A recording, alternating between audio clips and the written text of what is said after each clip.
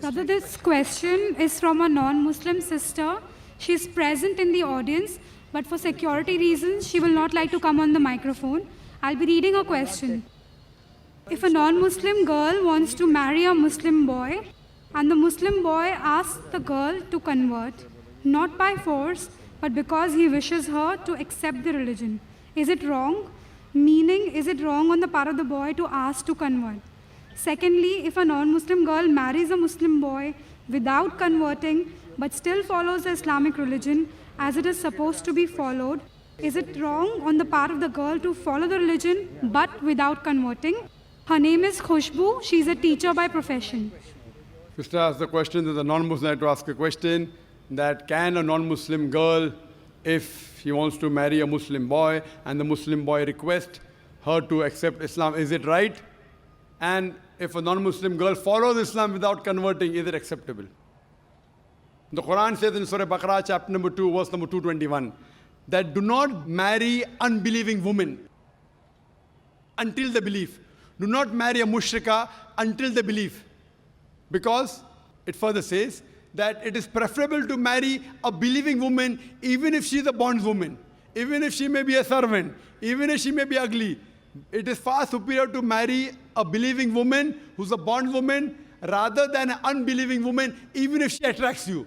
She may be the most beautiful woman, she may be a beauty queen, she may be the wealthiest woman, but a believing woman is far superior. So in terms of, is it right for a Muslim man to ask the non-Muslim woman to convert before marrying? It is not right, it is a must. Without she accepting Islam, he cannot marry her. Why? I'll tell you.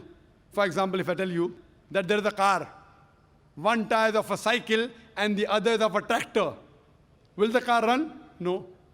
All the tires should either be of a bicycle, you'll have a handcart at least, or of a tractor, you'll have a proper tractor. Because when you're leading a life, the views and philosophies, the major thing, the goal of Jannah should be same.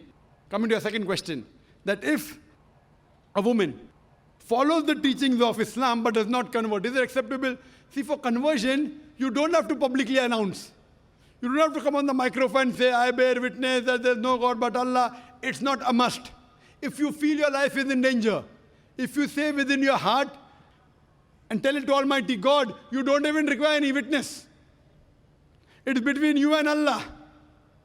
So there is no particular ceremony that is required. But proclaiming is preferable so that the people in the world don't misunderstand you. But if you feel your life is in danger, if you proclaim to Allah only and keep it in your heart and follow, alhamdulillah. Following is more important than proclaiming. It is preferable for the lady not to mention but yet follow Islam than to mention she has converted and not follow Islam. Have you heard my answer? It is preferable for a non-Muslim woman to practice Islam without proclaiming rather than proclaim and not practice Islam. Practicing is more important than proclaiming.